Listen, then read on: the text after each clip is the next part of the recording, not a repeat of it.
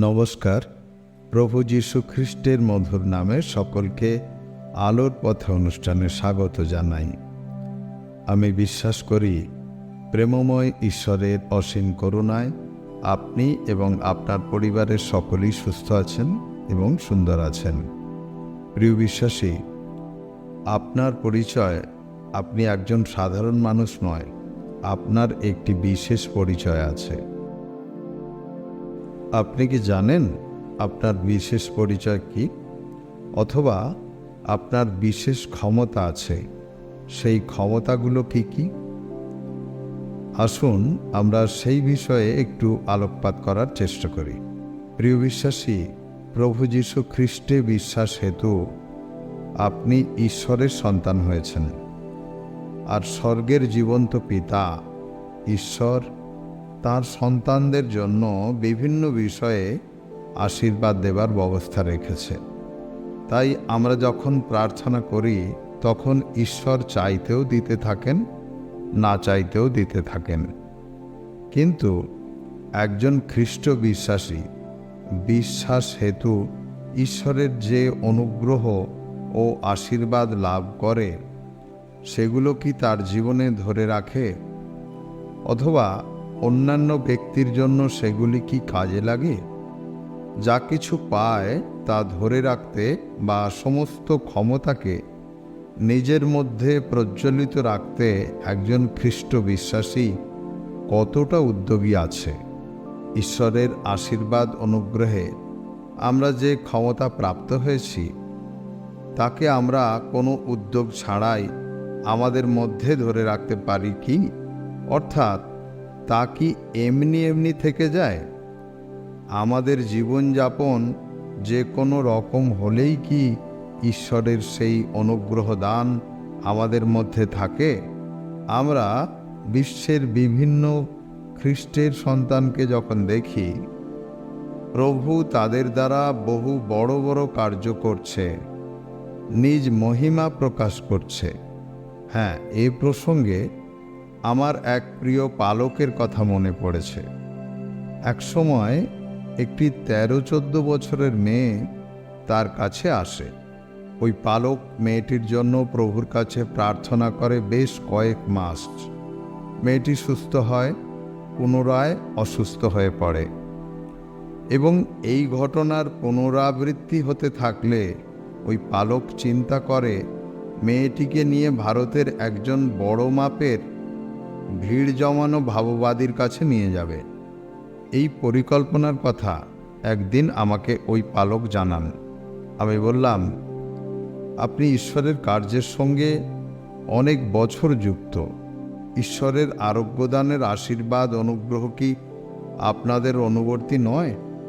আপনি ঈশ্বরের কাজের নামে বহু মানুষের মধ্যবর্তী হয়েছেন, কিন্তু এখন ঈশ্বরের নিকটবর্তী হওয়ার জন্য ঈশ্বরের জীবন্ত উপস্থিতির সম্মুখে বসুন, পবিত্র আত্মার সহভাগিতায় যাচনা করুন। যে অনুগ্রহ দান লাভ করেছিলেন আপনি, তা কোথায় হারিয়ে গেল? অন্বেষণ করুন। তারপর কিছু মাস কাটল। জানলাম ওই মেয়েটিকে অন্য কোনো মণ্ডলীতে নিয়ে যেতে হয়নি, সে সুস্থ আছে। প্রিয় বিশ্বাসী, ঈশ্বরের বাক্য বলে, সত্য সত্য আমি তোমাদিগকে বলিতেছি, যে আমাতে বিশ্বাস করে, আমি যে সকল কার্য করিতেছি সেও করিবে, এমনকি এ সকল হইতেও বড় বড় কার্য করিবে, কেননা আমি পিতার নিকটে যাইতেছি। আসুন আমরা ভেবে দেখি, বাইবেলের বাক্যের আলোকে আমরা এই বিষয়ে কতটা উদ্যোগী এবং আমাদের আত্মিক জীবনে আমাদের জানতে বা অজান্তে আমরা কি কি ভুল করে বসছি, যার জন্য আমরা ঈশ্বরের অনুগ্রহ হারিয়ে ফেলছি। আসুন চোখ বন্ধ করে প্রার্থনা করি।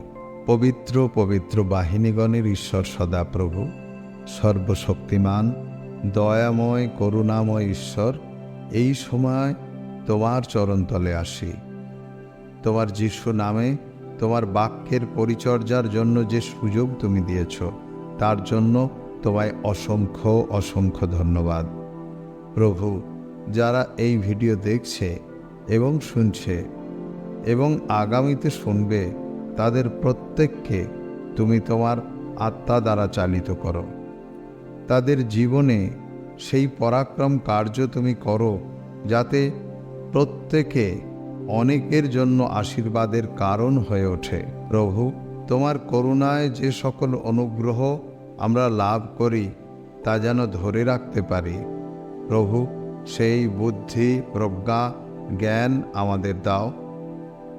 প্রভু, শুনলে প্রার্থনা তোমার যিশু নামে চাইলাম, আমেন। প্রিয় বিশ্বাসী, 2 তিমোথেয় 1 অধ্যায়ে 6 পদটি পাঠ করছি। এখানে লেখা আছে, এই কারণ তোমাকে স্মরণ করাইয়া দিতেছি যে আমার হস্তার্পণ দ্বারা ঈশ্বরের যে অনুগ্রহ দান তোমাতে আছে, তাহা উদ্দীপিত করো। ঈশ্বরের কাছ থেকে আমরা খ্রিস্টে বিশ্বাস হেতু যে অনুগ্রহ পাই, সেই অনুগ্রহের দানকে আমাদের জীবনে জ্বালিয়ে রাখতে হবে, জীবন্ত করে রাখতে হবে, যাতে আমরা বহুজনের আশীর্বাদের কারণ হতে পারি এবং ঈশ্বরের রাজ্য দ্রুত বৃদ্ধি পেতে পারে এবং প্রত্যেকটি মানুষের কাছে আমাদের দ্বারা ঈশ্বরের মহিমা প্রকাশিত হয়। প্রিয় বিশ্বাসী, তাই এই পদ নির্দেশ দিচ্ছে যে খ্রিস্টে আমাদের যে সকল অনুগ্রহ দান রয়েছে, তাকে আমরা যেন উদ্দীপিত করে রাখতে পারি, অর্থাৎ প্রজ্বলিত রাখতে পারি।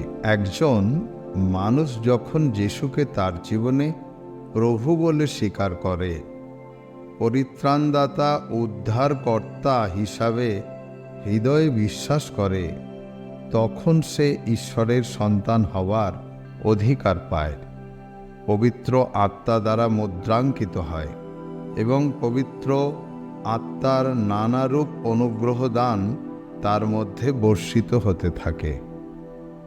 আপনি যদি আপনার জীবনে পরিত্রাণদাতা উদ্ধারকর্তা হিসাবে যিশুকে গ্রহণ করেছেন, আপনি ঈশ্বরের সন্তান হওয়ার অধিকার লাভ করেছেন এবং পবিত্র আত্মাকে লাভ করে আপনি পবিত্র আত্মার নানারূপ বরদানে ভরে গেছেন। কিন্তু আপনি যা পেয়েছেন তা আপনি ধরে রাখার জন্য কি কোনো উদ্যোগ নিয়েছেন?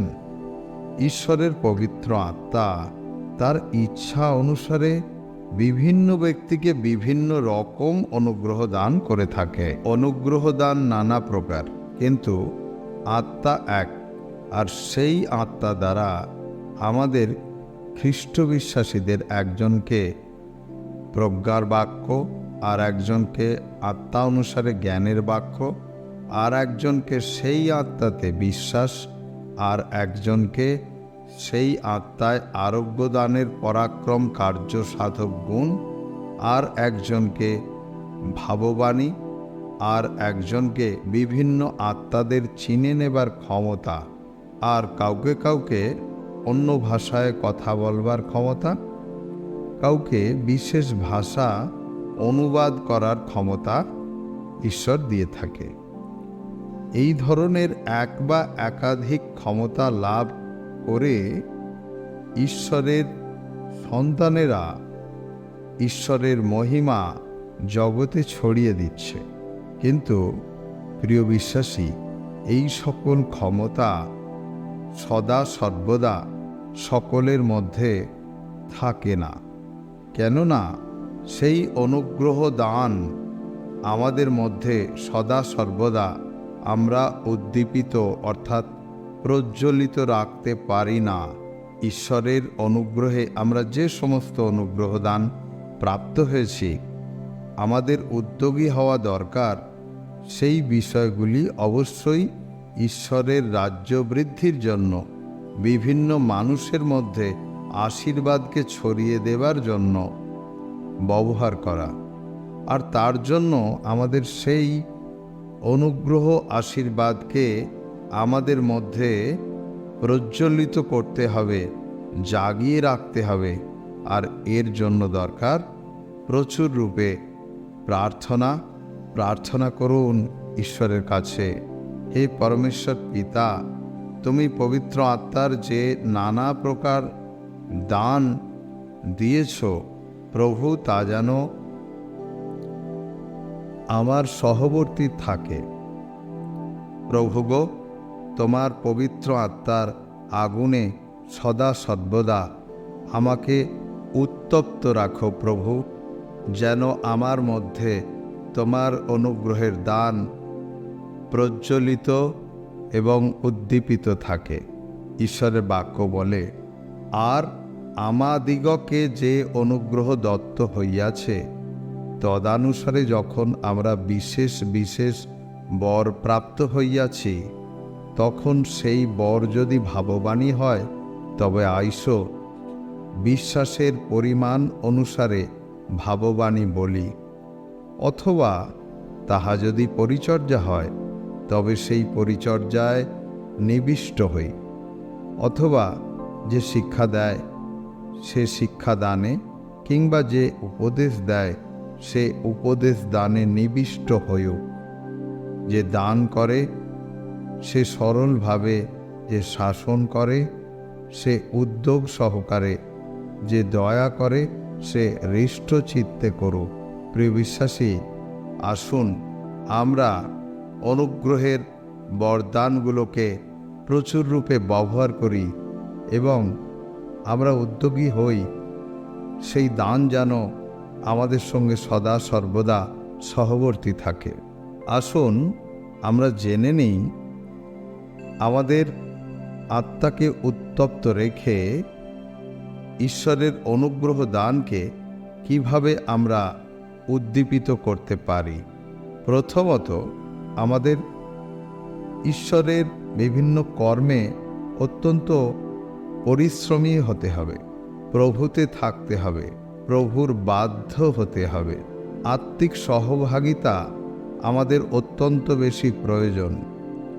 ঈশ্বরের ভালো উপাসক হয়ে ওঠার চেষ্টা করতে হবে, বাক্যে মনোযোগ করতে হবে, আমাদের উপবাসের সঙ্গে ঈশ্বরের কাছে প্রার্থনায় আসতে হবে, জীবনে শৃঙ্খলা রাখতে হবে এবং সর্বোপরি শিক্ষকের সহভাগিতা আমাদের অত্যন্ত বেশি প্রয়োজন। তাই বাক্য বলে, আত্মাকে নির্বাণ করিও না। সদা প্রভু কহেন, শস্যের কাছে পোয়াল কি? সদা প্রভু কহেন, আমার বাক্য কি অগ্নিতুল্য নয়? তাহা কি হাতুড়ির তুল্য নয়, যাহা পাষাণ খণ্ড বিখণ্ড করে? প্রিয় বিশ্বাসী, আমাদের উত্তপ্ত থাকতে হলে অনুগ্রহ দানকে যদি আমাদের মধ্যে উদ্দীপিত রাখতে হয়, প্রজ্বলিত রাখতে হয়, তবে অবশ্যই বাক্যের পরিচর্যা অত্যন্ত বেশি করে প্রয়োজন রয়েছে। বাক্যে লেখা আছে, তখন তাহারা পরস্পর কহিলেন, পথের মধ্যে যখন তিনি আমাদের সহিত কথা বলিতেছিলেন, আমাদের কাছে শাস্ত্রের অর্থ খুলিয়া দিতেছিলেন, তখন আমাদের অন্তরে আমাদের চিত্ত কি উত্তপ্ত হইয়া উঠিতেছিল না?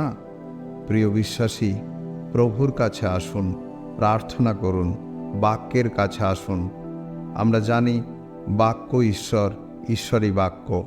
তাই বাক্যের কাছে এসে প্রার্থনা করে আমরা ঈশ্বরের কাছ থেকে আমরা বাক্যকে বুঝতে চেষ্টা করি আর আমাদের মধ্যে সেই আগুনকে জ্বালিয়ে তুলি, যাতে ঈশ্বরের যে সকল অনুগ্রহ আমাদের ওপর দত্ত হয়েছে, যে সকল ক্ষমতা আমাদের মধ্যে ঈশ্বর দিয়েছে বরদান আকারে, সেগুলোকে আমরা যথাযথ কাজে লাগাতে পারি আর আমরা আত্মিক জীবনে ঝিমিয়ে না পড়ি, শীতল না হয়ে যাই। তার জন্য দিন প্রতিদিন বাক্য নিয়ে অধ্যয়ন করুন, বাক্যে মনোযোগ করুন, পরস্পরের আত্মিক যোগাযোগ গড়ে তুলুন আর সকল উত্তম বিষয়ে শিক্ষকের সহভাগী হন। সকলকে জয় যিশু।